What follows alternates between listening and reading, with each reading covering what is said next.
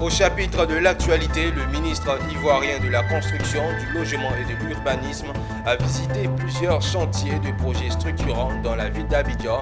Il s'est dit satisfait du niveau d'avancement des travaux. Les acteurs du Conseil Coton Anacarde sont en atelier en vue de mettre en place un cadre de concertation et de collaboration entre eux. L'Université de Côte d'Ivoire, l'UMESI, était en journée carrière, une édition sous le thème « Quel diplômé pour une insertion professionnelle réussie ?» Nous vous dévoilerons les objectifs de cette 4e édition. Bienvenue à tous, très ravi de vous savoir en notre compagnie sur Business 24 Africa. Le ministre ivoirien de la Construction, du Logement et de l'Urbanisme a visité le mercredi 27 mars plusieurs chantiers de projets structurants dans la ville d'Abidjan. Parmi les chantiers visités, l'hôtel Sebroco ex-Onussi en réhabilitation et la tour F dans la commune du Plateau. Bruno Koné, après la visite, s'est dit satisfait du niveau d'avancement des travaux. Koné Nanorko et Marius Seri pour le compte rendu. C'est dans la commune d'Atekoubé que le ministre de la Construction, du Logement et de l'Urbanisme a débuté sa visite de chantier de projets structurants dans la ville d'Abidjan. Ici, l'hôtel Sebroco ex-Onussi est en pleine réhabilitation. Les ouvriers de Perfo Afrique sont à la tâche pour transformer le bâtiment R+6 en un luxueux palace conformément au cahier de charges. Le ministre Bruno Koné s'est ensuite rendu à la cité administrative. Là encore, ce sont des ouvriers en pleine action pour offrir à la Côte d'Ivoire la plus haute tour. Déjà au 45e étage sur 75, l'immeuble de très grande hauteur s'impose fièrement. Une satisfaction pour le ministre Bruno Nabagné Koné. Ces visites ont été faites en réalité par le maître d'ouvrage de ces travaux pour le compte de l'État de Côte d'Ivoire. Ce sont des travaux importants, ce sont, comme vous avez pu le voir, des marqueurs de la modernisation de l'État de Côte d'Ivoire, des marqueurs du dynamisme de notre économie. Et il nous appartient, à nous, en charge donc de la supervision de ces travaux, de nous assurer que tout se passe dans les meilleures conditions. Nous avons pu voir sur chacun de ces chantiers que, premièrement, ils se réalisent de façon très satisfaisante. En plus de l'aspect modernisation de la capitale économique, les travaux de la tour F et de l'ensemble des projets structurants d'Abidjan ont permis de créer des milliers d'emplois. Parallèlement à ces chantiers, le ministère de la Construction a aussi lancé les travaux de réhabilitation de la tour C et du palais présidentiel. Mettre en place un cadre de concertation et de collaboration en vue de développer les synergies nécessaires entre les différents acteurs de la filière anacarde, c'est l'engagement du Conseil Coton Anacarde qui réunit les 10 acteurs le temps d'un atelier. Issa Badini et Marius Seri ont assisté en début de matinée à l'ouverture des travaux. Suivant le compte-rendu. Partenaires techniques et financiers, organisations professionnelles, institutions étatiques, secteur privé, c'est tout l'écosystème de la filière anacarde qui se retrouve ici autour d'une table. Et c'est comme ça depuis maintenant 3 ans. Objectif, harmoniser les positions et les perspectives afin d'éviter les crocs en jambes des deux pieds d'un même corps. Ce qu'on avait constaté, c'est qu'il y a des partenaires techniques et financiers qui menaient les mêmes activités. Pour nous, c'était des déperditions de fonds. Et quand on a, par exemple, un partenaire technique et financier qui a déjà engagé une activité, pour nous, c'est plus nécessaire de revenir là-dessus. Donc, je pense que ces 2 années ont permis de recadrer et d'harmoniser un peu les différentes actions sur le terrain. Mais en attendant, vu de l'extérieur, la filière a fait un bond extraordinaire. C'est du moins le sentiment de l'ambassadeur de Côte d'Ivoire auprès de l'Union européenne qui prend part à cet atelier. Je suis très fier quand je vois l'évolution que cette filière a connue en un peu plus de 10 ans. Franchement, je suis très fier. Je me rappelle qu'on était péniblement autour de 5%, mais des efforts multiformes étaient faits sur toute la chaîne de valeur. Et aujourd'hui, franchement, on n'est pas loin de devenir aujourd'hui le premier transformateur au niveau mondial. Deuxième fournisseur mondial d'amandes de cajou derrière le Vietnam et 3e transformateur avec 22% de sa production, la Côte d'Ivoire et sa filière cajou ont commercialisé en tout en 2023 1 028 172 tonnes, ayant engrangé 391 milliards de francs CFA de revenus pour les producteurs. Un peu plus de 450 000 producteurs à ce jour et 14 000 emplois directs. La filière cajou, c'est de l'ordre de 9% du produit intérieur brut. À titre de rappel, le prix du kilogramme plancher Borchamp de la campagne en cours est de 275 francs CFA. Et parlons insertion professionnelle. La troisième meilleure université de Côte d'Ivoire, l'UMESSI, est en journée carrière ce mercredi.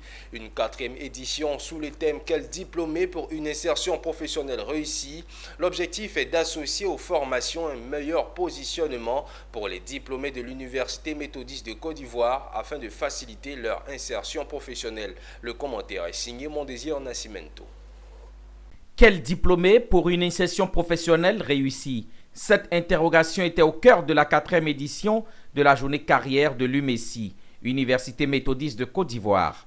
Tenue ce mercredi 27 mars 2024, la journée avait pour ambition de continuer à donner des orientations aux étudiants sur les différentes carrières, dessiner avec eux des profils en fonction de leur passion, mais aussi présenter les opportunités des secteurs d'avenir. Il faut déjà que pendant qu'ils sont à l'université, ils puissent entrer en contact avec les acteurs du monde du travail. C'est le sens profond des journées carrières que nous organisons chaque année. Aujourd'hui, c'est la 4e édition.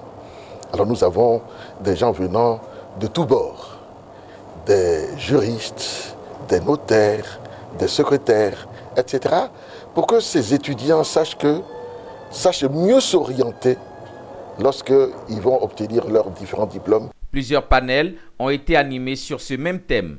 Des spécialistes et praticiens, notamment juristes, gestionnaires et communicateurs, ont été invités pour un partage d'expériences. Tout cela à la satisfaction des étudiants. Pour moi, la journée carrière est très importante parce que vu que je suis en communication, cela me permet de savoir les différents emplois où je pourrais postuler plus tard après mon diplôme, surtout m'orienter et en apprendre plus sur la communication. Les étudiants, après leur formation, ils sont souvent mitigés de pouvoir faire leur choix. Et cette journée carrière va me permettre, moi en tant qu'étudiant, après ma formation, de pouvoir me situer sur la branche que je veux exercer plus tard. Autre temps ayant marqué cette journée carrière, la présentation de l'UMESSI et ses formations. À ce jour, elle compte 3 UFR, notamment l'UFR Sciences juridiques, l'UFR Sciences économiques et de gestion et enfin l'UFR LCC Langue et civilisation. Et au chapitre promotion du genre, ce 27 mars, le cabinet international Kaizen a organisé la première édition du forum d'échange intitulé Économie et gouvernance, les femmes en parlent. Cette rencontre s'est déroulée à l'hôtel Ivoire d'Abidjan et avait comme objectif la promotion d'une plus grande représentativité des femmes dans les instances de prise de décision institutionnelle et de gouvernance, nous dit Michel Brou. Susciter et encourager la forte présence de la femme dans les instances de prise de décision et de gouvernance était l'importance de la première édition du forum Économie et gouvernance, les femmes en parlent. Ce cadre d'échange du cabinet international Kaizen a réuni un large éventail de participants, notamment des femmes leaders, le ministère du patrimoine du portefeuille de l'État et des entreprises publiques et des représentants de l'ONU Femmes en Côte d'Ivoire. Nous avons, avec le ministre, discuté d'un partage de rapports à la suite de cet événement et à la suite de celui-ci, nous aurons également une action communautaire pour pouvoir joindre l'acte à la parole et espérons que ces recommandations qui leur seront partagées seront sur la table de notre chef de l'État afin qu'on puisse accroître l'inclusivité aux instances politiques, aux instances économiques et surtout accroître la participation des femmes à toutes les instances. Le ministre Moussa Sanogo a passé en revue les outils de gestion de la gouvernance. Les indicateurs de ce mécanisme offrent de nombreuses opportunités pour une forte inclusion des femmes à des postes de haute responsabilité. Je crois que les efforts que nous déployons tous les jours, notamment en matière de gouvernance, en matière d'amélioration des performances économiques de notre pays, donnent davantage de possibilités, d'opportunités aux femmes pour se former, pour être sur le marché du travail, pour progresser socialement. Et donc, naturellement, ce mécanisme conduira à ce qu'on ait davantage de femmes dans les plus hauts postes de responsabilité. Créé depuis 2015, le cabinet international Kaizen est spécialisé dans le renforcement des capacités, le coaching, l'organisation de conférences institutionnelles et l'accompagnement des PME. Le mois d'avril débutera avec le programme Élite au féminin 2024, un programme de formation qui vise particulièrement la jeunesse féminine en les dotant d'outils nécessaires pour percer le tissu économique. Cette édition bénéficie de l'accompagnement de Côte d'Ivoire Tourisme qui veut offrir des opportunités d'emploi et valoriser les métiers du tourisme auprès de la jeunesse. Walter Kofi et Doumbia Yuba. Après une Coupe d'Afrique des Nations de l'hospitalité réussie, la Côte d'Ivoire veut confirmer sa place de terre d'accueil et cette fois à travers le programme Élite au féminin. Une 6e édition a été lancée par Maleka Mourad Kondé, directeur général de Côte d'Ivoire Tourisme. Elle a félicité les initiateurs de ce programme qui vise à former et insérer la jeunesse féminine et à rassurer sur l'accompagnement de son institution à cette édition axée sur les métiers de l'hospitalité et dont la réussite pour elle réside dans la valorisation du capital humain. Pour cette année, nous avons décidé d'aller plus loin, de travailler à l'accompagnement de nos jeunes qui sont déjà diplômés pour pouvoir répondre aux différentes demandes des opérateurs, des sociopros. Et nous espérons pouvoir, cette année, avec ceux que nous allons accompagner, avoir un 100% de taux d'insertion. C'est notre challenge. Et c'est à travers plusieurs programmes de mentorat, de formation, des personnes qui ont été désignées pour accompagner ces jeunes. Le programme Élite au féminin en 5 éditions, c'est plus de 650 jeunes formés avec un taux d'insertion de 80%, a annoncé les initiateurs. La particularité de cette année, c'est qu'on est axé sur les métiers de l'hospitalité. Comme Madame la directrice de Côte d'Ivoire Tourisme l'a dit aujourd'hui, c'est un secteur qui est porteur, c'est un secteur qui peut absorber beaucoup de jeunes qui sont en quête d'une opportunité professionnelle. Et donc avec ça, l'idée c'est déjà d'identifier leurs compétences, on va dire intrinsèques, donc les aptitudes, la capacité d'une personne à communiquer, la capacité d'une personne à accueillir. On a développé lors de ce programme-là des compétences comme on appelle des soft skills et des hard skills, des compétences techniques et des compétences comportementales. Il faut dire que Côte d'Ivoire Tourisme et ses partenaires visent à travers ce programme préparer 50 jeunes diplômés, dont 75% de femmes, à entamer une carrière dans le secteur de l'hospitalité, une collaboration qui s'inscrit dans le cadre du plan stratégique 2002-2027 de Côte d'Ivoire Tourisme, axé sur le capital humain, clé de succès de la transformation structurelle de l'économie touristique. L'actualité, c'est aussi la santé à l'occasion de la Journée mondiale de la santé bucco-dentaire qui est fixée au 20 mars de chaque année. L'Association ivoirienne des professionnels de la santé bucco-dentaire a initié une campagne de dépistage bucco-dentaire. Une campagne qui vise à promouvoir la sensibilisation sur la santé bucco-dentaire et l'éducation aux bonnes pratiques d'hygiène bucco-dentaire, nous témoignent Sandrine Kwame et Didier Guédé. Avoir les bons réflexes pour une bonne santé bucco-dentaire. Tel est le thème principal de la campagne de sensibilisation que l'Association ivoirienne des professionnels de la santé bucco-dentaire a développée à l'occasion de la Journée mondiale de la santé bucco-dentaire. Pour cette campagne, des réflexions telles que le problème de santé bucco-dentaire dans le monde, la prévention et l'éducation sur les maladies bucco-dentaires, ainsi que les inégalités en matière de santé bucco-dentaire ont été abordées. Notre association a eu le bonheur de pouvoir organiser une campagne de dépistage des pathologies bucco-dentaires, mais aussi des séances de sensibilisation à l'hygiène bucco-dentaire. Sensibilisation et motivation aux bons gestes et aux bons réflexes pour la prise en charge de leur hygiène bucco-dentaire. C'est dès le bas âge qu'il faut inculquer aux enfants les bons réflexes, les bons gestes pour que demain, ils puissent profiter de la joie d'avoir une bonne santé bucco-dentaire. Près de 1000 élèves du primaire et du secondaire des alentours de la mairie de Yopougon ont été dépistés sur les pathologies bucco-dentaires et ont par ailleurs été instruits sur les gestes et comportements à adopter pour une hygiène de la bouche et des dents. Pour une meilleure santé bucco-dentaire, le principe est simple.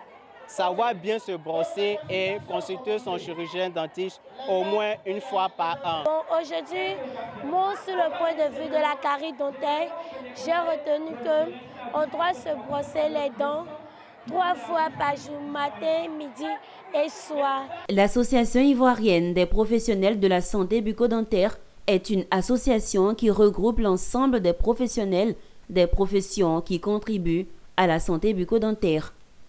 L'association a pour but de faire la promotion et le développement de la santé bucco-dentaire en Côte d'Ivoire à travers notamment des actions de sensibilisation à l'endroit des populations. En image à présent, la junior minière canadienne Kobo Resources a annoncé le lancement de la première phase de son programme d'exploration 2024 sur le projet aurifère Kossou. Il s'agit de 4 000 à 5 000 mètres de forage au diamant sur le site situé à 20 km au nord-ouest de Yamoussoukro. Ce programme est destiné à améliorer la compréhension des 3 cibles identifiées l'année dernière grâce au premier programme d'exploration de la société sur le projet. Pour rappel, Kobo Resources détient 100% d'intérêt dans le projet Kossou. Pour le moment, c'est le seul actif de la junior canadienne en Côte d'Ivoire, pays dont le secteur aurifère attire de nombreux investisseurs ces dernières années. Et on continue en image cette fois au Ghana. L'autorité nationale des communications a annoncé des mesures pour éviter de futures perturbations de l'Internet et garantir une bonne qualité de service aux consommateurs. Ces mesures stratégiques ont été dévoilées par le directeur général du régulateur.